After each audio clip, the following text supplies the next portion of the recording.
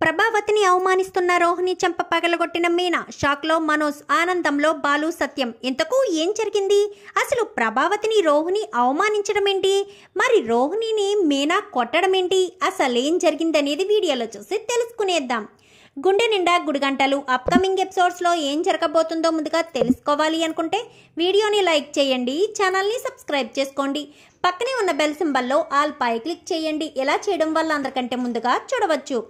మొత్తం మీద చూసుకున్నట్లయితే ఇంకా ప్రభావతి 17 లక్షలు ఇల్లు తాకట్టు పెట్టి తీసుకొచ్చిందన్న విషయం సేట్ చెప్పేసరికి ఇంకా అక్కడ అంతా కూడా షాక్ అయ్యి ఇంకా ఇక్కడ ప్రభావతి మీద చెయ్యి ఎత్తేసరికి, వద్దు మామయ్య గారు, ఏదైనా ఉంటే ఇంటికి వెళ్ళి మాట్లాడుకుందాం అనగానే, మీరెవరైనా షూరిటీ సంతకం పెడితేనే ప్రభావతి అమ్మని ఇక్కడి నుంచి పంపించేది, లేదంటే ఇక్కడి నుంచి పంపించనగానే మాకేం అవసరం, మీరు మాకు డబ్బులు ఇచ్చేటప్పుడు మాకు చెప్పిచ్చారా ఏంటి అని చెప్పాను. కానీ మీ ఇంట్లో వాళ్ళను కూడా మోసం చేసావమ్మా, నీ కోసం ఎవ్వరూ షూరిటీ సంతకం కూడా పెట్టడం లేదు. ఈవిడ ఏం చేసినా ఆ మనోజ్ గారి కోసమే చేస్తుంది కాబట్టి ఆ మనోజ్ గారిని సంతకం పెట్టమనండి అని చెప్పనేసరికి, పెట్టరా వెళ్ళి సంతకం అని చెప్పాను. కానీ నేనెందుకు పెట్టాలి, నేను పెట్టను అంటూ మనోజ్ అక్కడ మాట్లాడతాడు. మనోజ్ మాట్లాడేసరికి ప్రభావతి మనసులో కొంచెం బాధ కలుగుతుంది. ఎందుకంటే మనోజ్ కోసమే కదా ప్రభావతి ఏం చేసినా, కానీ అలాంటి మనోజే షూరిటీ సంతకం పెట్టననేసరికి ప్రభావతి మనసులో కొంచెం ఆందోళన మొదలవుతుంది. మనం పెడదాం లేరా బాలు అంటూ ఇంకా సత్యం, బాలు ఇద్దరు కూడా పెడతారు. కానీ మనోజ్ మాత్రం సంతకం పెట్టడు. ఇంకా ఇంటికి వచ్చిన తర్వాత అసలు ఏం జరిగింది ప్రభావతి, నువ్వు 17 లక్షల రూపాయలు ఎందుకు ఇంటి కాగితాలు పెట్టి మరీ అప్పు తెచ్చావు? అప్పుడు బాలు 1,00,000 రూపాయలు అడిగితేనే ఇంటి కాగితాలు పెట్టానని చెప్పిన దానివి, మరి నువ్వు ఎవరిని అడిగి పెట్టావు? నా ఇంట్లోంచి దొంగతనంగా ఇంటి కాగితాలు పట్టుకి వెళ్ళి మరీ సంతకం తాకట్టు పెట్టుకుని 17 లక్షలు తెచ్చుకుని వాడుకున్నావా?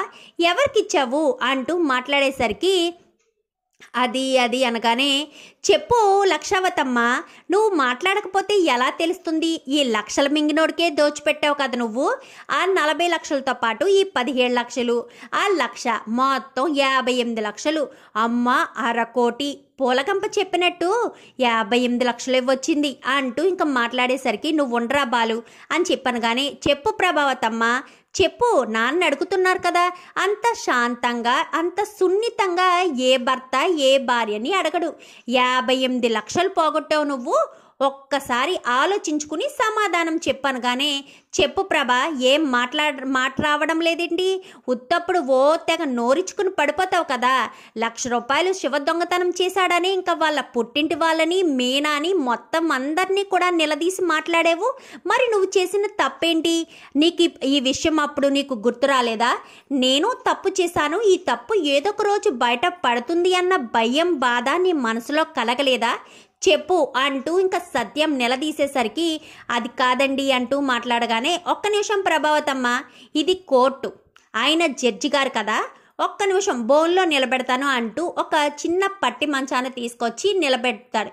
ఇప్పుడు చెప్పు ప్రభావతమ్మ అనగానే, 10 లక్షల రూపాయలు తీసుకొచ్చి రోహిణి పార్లర్ పెట్టుకుంటానంటే ఇచ్చాను అనగానే, అమ్మ పార్లరమ్మా, నువ్వు మా ఇంటిని తాకట్టు పెట్టి మరీ సొంత పార్లర్లు పెట్టావా? అదేదో నీ ఖర్చుతో పెట్టినట్టుగా ఓ తెగ బిల్డప్ చేసావు. అది మా ఇంటి డబ్బా, మా ఇంటిని కుప్ప కూల్చేసి అక్కడ పార్లర్ లేపుకున్నావు అనమాట అని చెప్పనేసరికి ఇంకా రోహిణి అయితే ఒక్కసారిగా షాక్ అవుతుంది.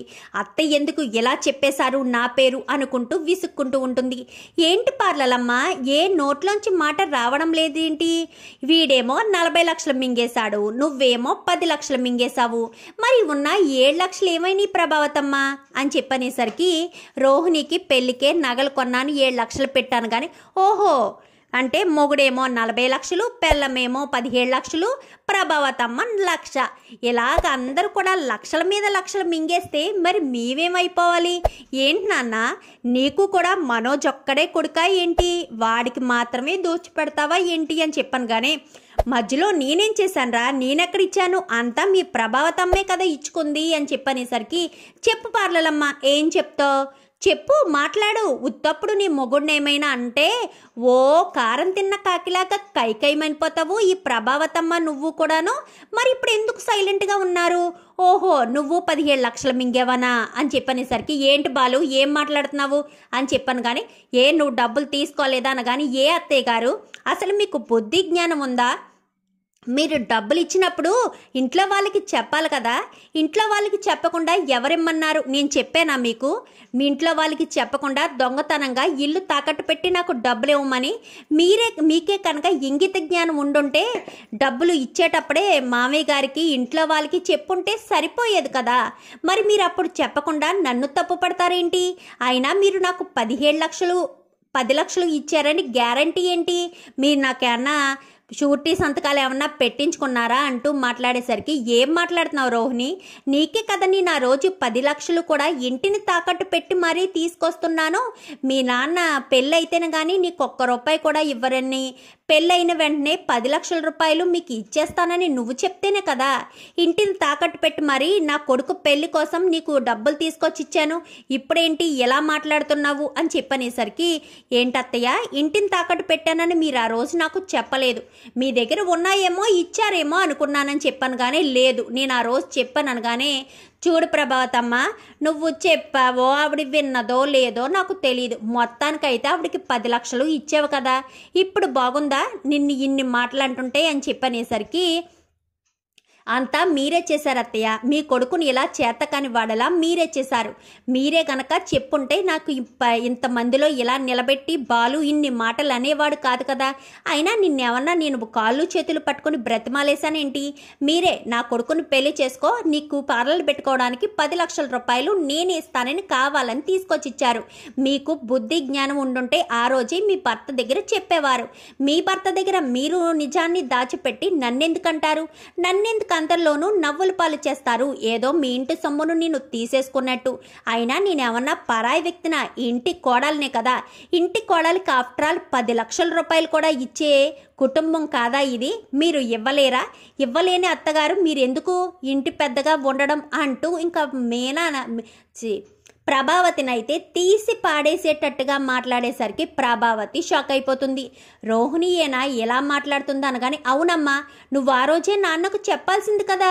నువ్వు చెప్పకుండా ఎందుకు రోహిణికి ఇచ్చి రోహిణిని ఇప్పుడు అందరి ముందు బాలుతో మాట్లాడిపిస్తున్నావు? నువ్వే కనుక ఆ రోజు చెప్పుంటే పాపం రోహిణి ఈ రోజు అందరి ముందు ఇలా మాటలు పడేది కాదు కదా.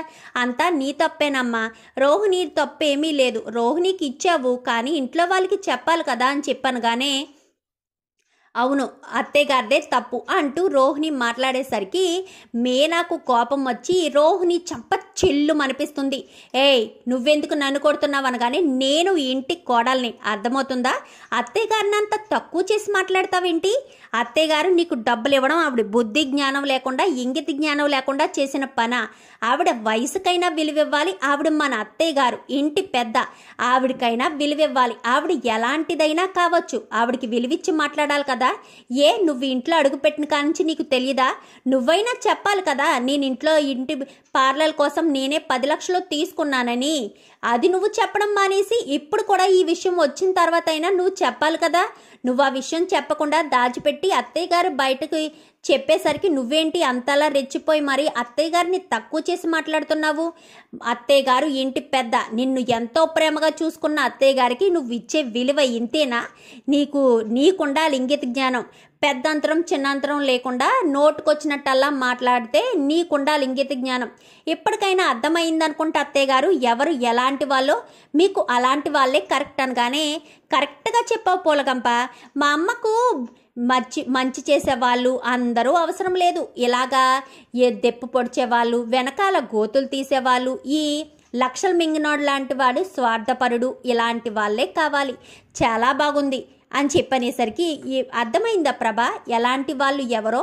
నువ్వు 10 లక్షలు ఇంటిని తాకట్టు పెట్టి నన్ను, ఇంట్లో వాళ్ళని, పిల్లల్ని మోసం చేసి కాగితాలు పెట్టి మరీ తీసుకెళ్ళి రోహిణికి ఇచ్చావు. ఆ కృతజ్ఞత అయినా తనకుందా? ఆ కృతజ్ఞతతో అయినా తను మాట్లాడుతుందా? అలా కూడా మాట్లాడకుండా ఇప్పుడు చూడు నిన్ను ఎన్ని మాటలు అంటుందో. అర్థమైందనుకుంటా. నువ్వు ప్రతిరోజు మీనాని తిడుతూనే ఉంటావు. అలాంటి మీనా నిన్ను వెనకేసుకొచ్చింది. నిన్ను ఒక్క మాట అన్నందుకు గాను మీనా వెళ్ళి రోహిణిని కొట్టింది. అది అత్తగారికి ఇచ్చే విలువ. అది నీకు అర్థం కాదు.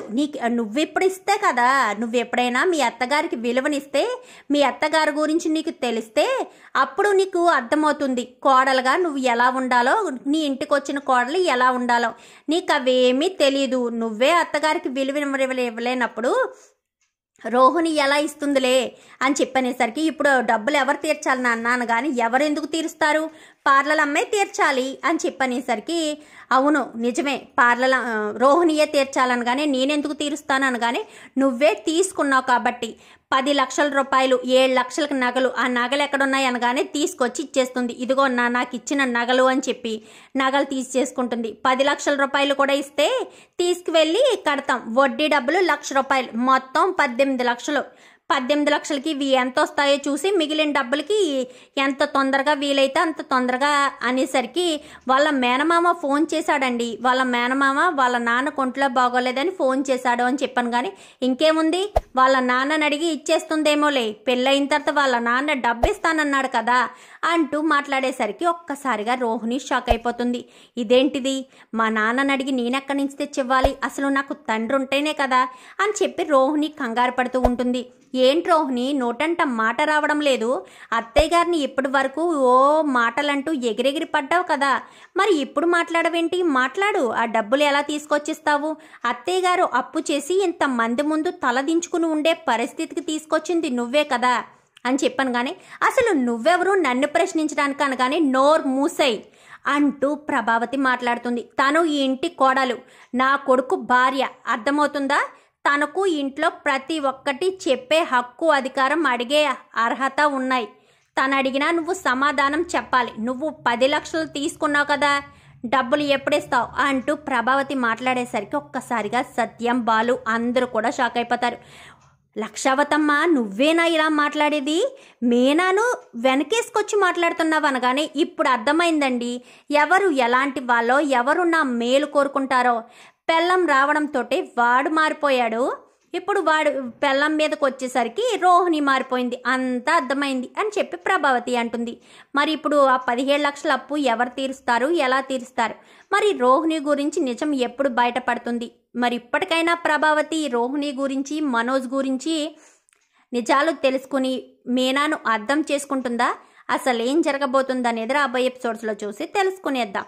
మా వీడియో కనుక మీకు నచ్చినట్లయితే వెంటనే లైక్ చేసి మా ఛానల్ని సబ్స్క్రైబ్ చేసుకుని పక్కనే ఉన్న బెల్ సింబల్లో ఆల్ పై క్లిక్ చేయండి. ఎలా చేయడం వల్ల అందరికంటే ముందుగా చూడవచ్చు.